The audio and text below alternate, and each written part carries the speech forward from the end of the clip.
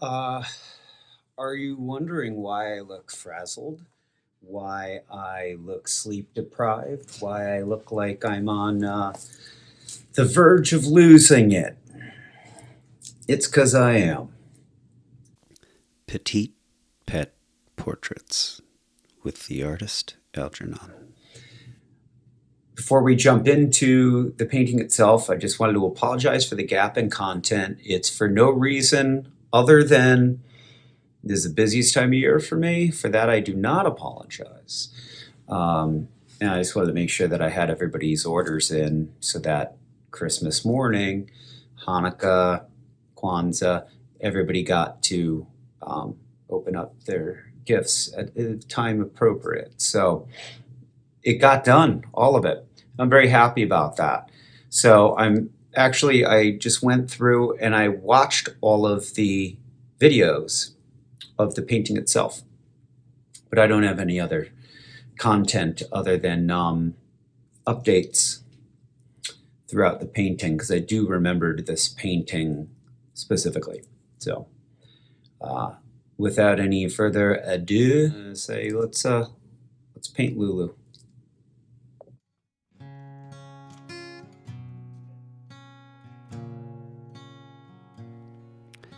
We join this painting already in progress as I was unable to recover the footage from the first few strokes of paint, but you get the idea. And I was spitting fire this day. Very, very much so. I felt it from the moment I picked up the brush. The coffee tasted great. The sun was shining. It was up nice and early. At this point you can see where the sun reaches the highest point in the sky. Presents some challenges as far as being able to see what's on that canvas. And remember, there are no excuses. You paint like a champion every time out. So at this point, the sun had shifted enough for me to finish up what I was doing. And I found some nice middle tones in the folds of the skin around the neck. This time of year, the sunlight, it can be pretty scarce. So you take it when you can get it. And I got just enough to get to this part in the painting. All right, so this painting came along a lot smoother than I anticipated. I just fearlessly threw paint on the canvas at this point, and the reason that I'm shooting this at night is because I had so much work that I didn't have time to really focus on any of this stuff, and I'm not particularly upset about that. There's a huge gap in content, and well, how good is the content if I'm making garbage paintings, trying to rush to get a YouTube video made as opposed to focusing on the actual work? So I'm going to go with the sorry not sorry. Take that however you will. But at the end of the day, these videos are about making paintings for people. And Lulu, beautiful dog, I wanted to pay homage to her and, capture who she is for her family. So having said that, I did at one point get up, take my dog for a walk. And by the time I got home, the sun had gone down in the sky, low enough to where I couldn't really work on it anymore, so I finished it the next morning. Cue the video. I apologize for the rough angles, and the lighting's a bit off as well. But again, I'm here to make great paintings, not great YouTube videos, but I am doing the best I can because this dog Lulu is a beautiful, beautiful girl. She looked like a great buddy too, you know? And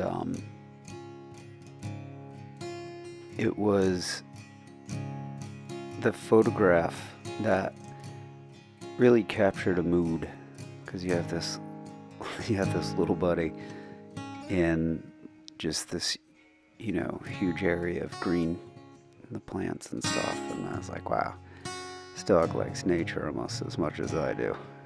I was like, well, gotta pay homage to that. You can't just throw in a generic background. And so when it came time to paint the foliage, the leaves, the greenery, whatever you want to call it, I started off, I got too precious with the details, and then I realized it's not really about that, So I cleared the palette. As you can see, there's a bit of a jump cut. But I cleared the palette, I went in and just kind of reworked everything, and it was definitely to the benefit of the painting. I was very happy with how it came out. I used to get anxiety over trying to paint, just trying to paint areas that are high in detail, and it really becomes about what you don't need more than what you need. Just, cutting the fat, if you will. And I'm glad I did it that way. I'm glad I focused on what to leave out as opposed to, focusing on nobody. At the end of the day, nobody cares about the angle of one leaf.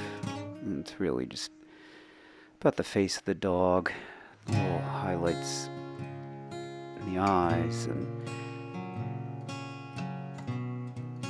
what I actually really focused on in this was, because it's a white dog, there's the area of the skin where the skin is visible through the coat. And I found that it was a lot easier to, instead of treating it as a white coat, to just treat it as blocks of color.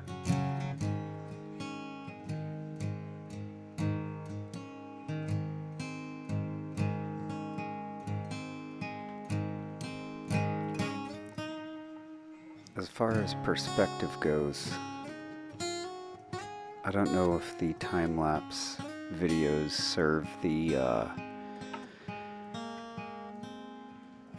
I don't know if they properly capture, I don't know if they properly capture the struggle I had with getting the personality in the eyes. The distance between the eyes and the nose with pugs, for some reason, I've painted enough of them to where the nose is never as high up on the face as you think it is, but the eyes are never as low as you think they are. It's really difficult.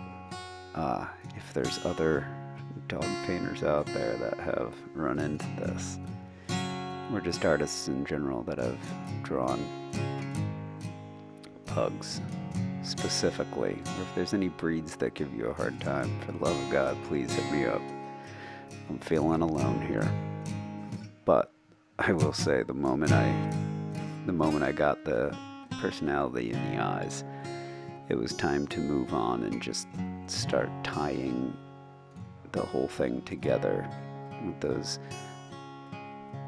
kind of accents that those accent colors that are reflections from the background or the foreground, especially with a dog with the white fur, as I was talking about earlier. But this thing's done.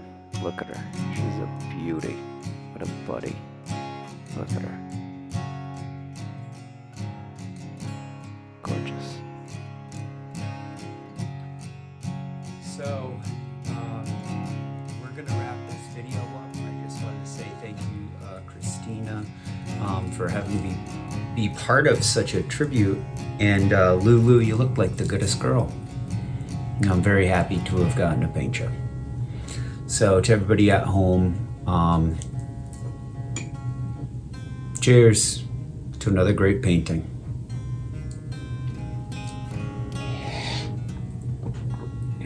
All right, everybody. See you on the next one.